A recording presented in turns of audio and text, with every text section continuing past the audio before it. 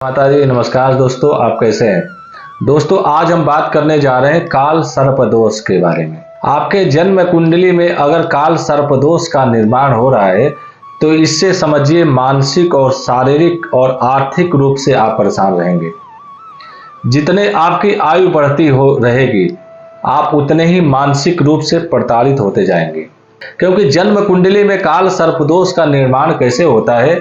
राहु और केतु के बीच में सारे ग्रह आ जाते हैं या राहु और केतु दोनों आमने सामने ग्रह जन्म कुंडली में बैठे हुए हो और सारे ग्रह जो एक साइड बैठ गए हो, क्योंकि राहु और केतु को छाया ग्रह माना जाता है और ये अजर अमर है। क्योंकि जब समुद्र मंथन हुआ था तो उस समय अमृत का कलश लेकर के जो माँ लक्ष्मी प्रकट हुई थी तो उस समय जो है देवताओं और दानवों में काफी युद्ध हुआ। भगवान विष्णु को उस समय स्त्री का मोहनी रूप लेकर के आना पड़ा और जो है एक पंक्ति में देवताओं को और एक पंक्ति में दैत्यों को बैठाया। छल कपट के द्वारा राहु और केतु देवताओं के पंक्ति में बैठ करके अमृत पी लिए। भगवान विष्णु के चक्र चलाने के बाद भी सर उनका अलग नहीं हुआ, क्योंकि अमृत का घड़ा पी लिए थे वो। तो राहु और केतु जो है अगर आपके जन्म कुंडली में काल सर्पदोष का निर्माण कर रहे हैं तो समझिए आपके जिंदगी में एक समझिए कि सर्प का दोष यानी बहुत बड़ी विपत्ति है।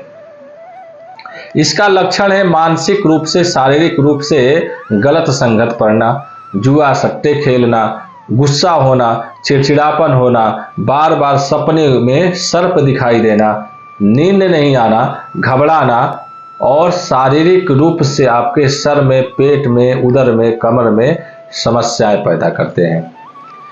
उसके साथ साथ विवाह में बाधा काल सर्पदोष राहु और केतु पूर्ण रूप से करते हैं। आय की स्थिति कमजोर करके व्यय की स्थिति ज्यादा कर देते हैं। काल सर्पदोष की मुक्ति के लिए आपको क्या करें, इसका क्या उपाय है। तो सर्वप्रथम जो है भगवान शिव की आराधना करना चाहिए और रुद्राभिषेक भगवान शंकर पे किसी सोमवार को या पूर्णिमा के दिन शंकर जी के ऊपर गाय के दूध के साथ आप जो है रुद्राभिषेक कीजिए या ब्राह्मणों द्वारा कराइए और अच्छे प्रकार षोडशों प्रकार से पूजा कराइए। उसके साथ साथ आपको राहु और केतु का चतुर्गणित जप करा करके नाग और नागिन चांदी की चढ़ा के भगवान शंकर पे फिर उसको गंगा जमुना में आपको प्रवाहित करना होगा।